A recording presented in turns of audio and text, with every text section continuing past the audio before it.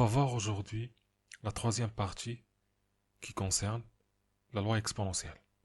Donc on va voir la définition et les propriétés de la loi exponentielle, on va calculer son espérance, et enfin, on va montrer qu'il s'agit d'une loi sans mémoire. Commençons par la définition. On dit qu'une variable aléatoire x suit la loi exponentielle de paramètre lambda avec lambda strictement positif si elle admet pour densité la fonction f qui va être définie sur intervalle 0 plus l'infini par f de x est égal à lambda exponentielle de moins lambda x. On dit que x suit la loi exponentielle de paramètre lambda. On représente deux variables aléatoires. La première, elle suit une loi exponentielle de paramètre 1,2 et la deuxième, elle suit une loi exponentielle de paramètre 0,5. Donc ici, on le voit graphiquement. Donc on peut déterminer les paramètres graphiquement. Donc il suffit juste de calculer l'image de 0. Donc ici, on voit bien que le paramètre ici, lambda est égal à 0,5 et ici, ça va être 1,2. Si je regarde f de x qui est égal à lambda exponentielle de moins lambda x. Si je calcule f de 0, je remplace x par 0, ça fait lambda exponentielle de moins lambda fois 0. Ce qui fait lambda exponentielle de 0, ce qui fait lambda. Donc, pour déterminer le paramètre graphiquement, il suffit juste de calculer l'image de 0. Passons maintenant à quelques propriétés de la loi exponentielle. Si x est une variable aléatoire qui suit la loi exponentielle de paramètre lambda, alors on peut dire que la probabilité que x soit entre c et d, ça va être égal à exponentielle de moins lambda c, moins exponentielle de moins lambda d. La probabilité que x soit inférieur à a est égale à 1 moins exponentielle de moins lambda a. Et enfin, la probabilité que x soit supérieur à a, ça va être égal à exponentielle de moins lambda a. Graphiquement, si j'ai ici la loi exponentielle, donc par exemple ici j'ai un nombre réel a, donc la probabilité que x soit strictement supérieur à a, ça va être égal à exponentielle de moins lambda a. On va démontrer ces trois propriétés. Donc commençons par la première. P de x entre c et d, ça va être égal à l'intégrale entre c et d de lambda exponentielle de moins lambda t dt, ce qui fait la primitive moins exponentielle de moins lambda t entre c et d. En remplaçant par dc, ça nous donne moins exponentielle de moins lambda d moins exponentielle de moins lambda c, ce qui fait exponentielle de moins lambda c moins exponentielle de moins lambda d. Maintenant pour la deuxième, on a p de x inférieur ou égal à a est égal à l'intégrale entre 0 et a de lambda exponentielle de moins lambda t dt. Donc pareil, ce qui fait la primitive entre 0 et a. En remplaçant par 0 et a, on va trouver moins exponentielle de moins lambda a moins exponentielle de 0. Ce qui fait moins exponentielle de moins lambda a plus 1. Ce qui donne 1 moins exponentielle de moins lambda a. Enfin, pour la dernière, la probabilité que x soit supérieur ou égal à a est égal à 1 moins la probabilité que x soit inférieur ou égal à a. Ce qui donne 1 moins exponentielle de moins lambda a. Ce qui donne exponentielle de moins lambda a.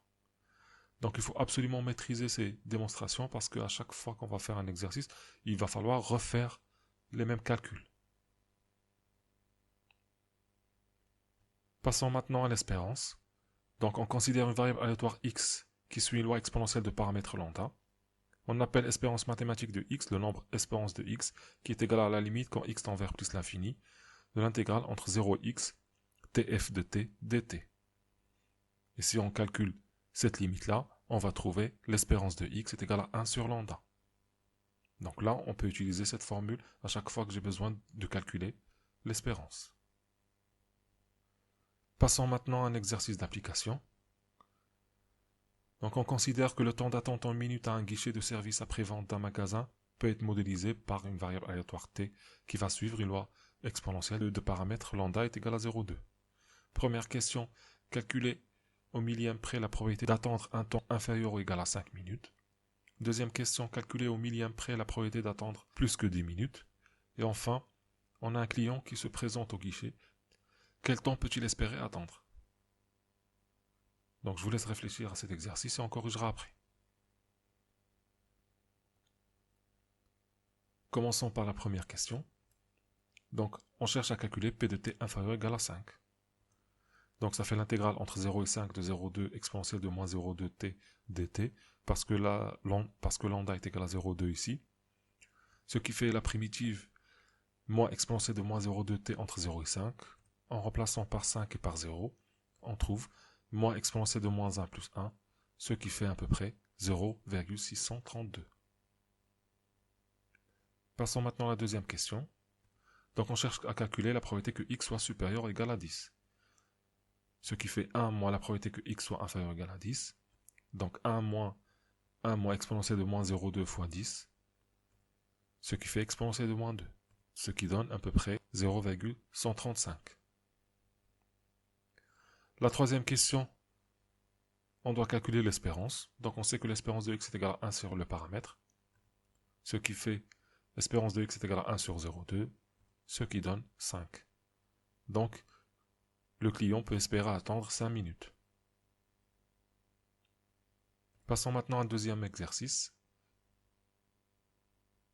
L'objectif de cet exercice, c'est savoir déterminer le paramètre lambda connaissant une probabilité. Donc là, on a soit x, une variable aléatoire qui suit une loi exponentielle de paramètre lambda, telle que la probabilité que x soit inférieur ou égal à 5 est égale à 0,2. Et l'objectif, c'est déterminer lambda. P de x inférieur ou égal à 5 est égal à 0,2. C'est équivalent à l'intégrale entre 0 et 5 de lambda exponentielle de moins lambda t dt. En utilisant maintenant la primitive, on va trouver moins exponentielle de moins lambda t entre 0 et 5. Ce qui fait moins exponentielle de moins 5 lambda plus exponentielle de 0 est égal à 0,2. Ça donne moins exponentielle de moins 5 lambda plus 1 est égal à 0,2. On fait passer le 1 de l'autre côté, ça nous donne moins exponentielle de moins 5 lambda est égal à moins 0,8. En multipliant par moins 1, ça va nous donner exponentielle de moins 5 lambda est égal à 0,8. Maintenant, on applique le logarithme. On trouve moins 5 lambda est égal à ln de 0,8, ce qui fait lambda est égal à moins ln de 0,8 sur 5, ce qui donne à peu près 0,045. Passons maintenant à la dernière propriété. Donc, soit x, une variable aléatoire qui suit une loi exponentielle de paramètre lambda, th strictement positif. La probabilité conditionnelle que x soit strictement supérieur à t plus h, sachant que x est strictement supérieur à t, est égale à la probabilité que x est strictement supérieur à h. On dit alors que la loi exponentielle est une loi sans vieillissement ou sans mémoire. Prenons par exemple x, une variable aléatoire qui représente la durée de vie d'une pièce électronique E. On sait que la pièce a déjà fonctionné pendant 2 ans. Et on veut savoir quelle est la probabilité qu'elle fonctionne encore 3 ans. On sait que la durée de vie a déjà dépassé les 2 ans. Et on veut savoir quelle probabilité que ça dépasse les 5 ans. C'est-à-dire déjà 2 ans, plus 3, 5. Donc ça représente la probabilité que x soit strictement supérieur à 5, sachant que c'est supérieur à 2. Quelle est la probabilité que la pièce électronique fonctionne encore 3 ans, sachant qu'elle a déjà fonctionné pendant 2 ans? Et cette probabilité, ce n'est rien d'autre que la probabilité que x soit strictement plus grand que 3 ans. Le fait qu'elle a fonctionné déjà pendant 2 ans ne va pas influencer son fonctionnement encore 3 ans de plus. C'est pour ça qu'on dit que c'est une loi sans mémoire. On va démontrer cette propriété. Donc P de x strictement supérieur à t plus h, sachant que x est strictement plus grand que t, ça va être égal à P de x strictement plus grand que t plus h inter x strictement plus grand que t sur la probabilité que x soit strictement plus grand que t. Donc je rappelle la formule de la probabilité conditionnelle. P de b sachant a est égal à P de b inter a sur P de a. Donc ce qui fait la probabilité que x soit strictement plus grand que t plus h sur la probabilité que x soit strictement plus grand que t. Pourquoi? Ici c'est assez simple, si je regarde ici, si j'ai ici t, et là j'ai t plus h, x strictement plus grand que t plus h, ça va être cet intervalle-là. X strictement plus grand que t, ça va être cet intervalle. Donc l'intersection, ça va être x strictement plus grand que t plus h. Ce qui donne exponentielle de moins lambda t plus h sur exponentielle de moins lambda t. Donc ici, on peut revenir aux propriétés de la loi exponentielle. Donc ce qui donne exponentielle de moins lambda t moins lambda h plus lambda t. Après simplification, ça fait exponentielle de moins lambda h. Ce qui donne la probabilité que x soit strictement plus grand que h.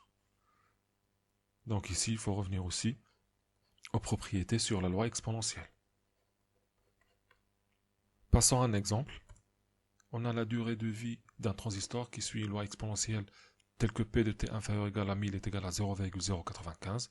Première question, calculer la probabilité conditionnelle P de t supérieur ou égal à 2000, sachant que t est supérieur ou égal à 1000. Deuxième question, déterminer la durée t1,5, telle que P de t inférieur à t1,5 est égal à 0,5. C'est ce qu'on appelle la demi-vie. Commençons par la première. Donc ici, j'ai P de t supérieur ou égal à 2000, sachant que t est supérieur ou égal à 1000. Ça va être égal à P de t supérieur ou égal à 1000 plus 1000, sachant que t est supérieur à 1000. Donc ici, on va utiliser le fait que la loi exponentielle est une loi sans mémoire. Donc je vous rappelle ici la propriété. Ici, on va voir t qui va être égal à 1000. Donc ici, ça va être t. Et là, ça va être h. Du coup, ça va être p de t supérieur ou égal à 1000. Ce qui fait 1 moins p de t inférieur ou égal à 1000. Ce qui fait 1 moins 0,095. Et on trouve 0,905. Donc voilà pour la première question. Maintenant, pour la deuxième question, on veut déterminer A, tel que P de T inférieur ou égal à A est égal à 0,5. Ici, juste pour simplifier, j'ai remplacé T1,5 par A. On applique la formule. Ça nous donne 1 moins exponentielle de moins lambda A est égal à 0,5. Ce qui fait exponentielle de moins A lambda est égal à 0,5. En passant au logarithme, on trouve moins A lambda est égal à ln de 0,5. Ce qui fait A est égal à moins ln de 0,5 sur lambda. Et c'est fini pour ce chapitre.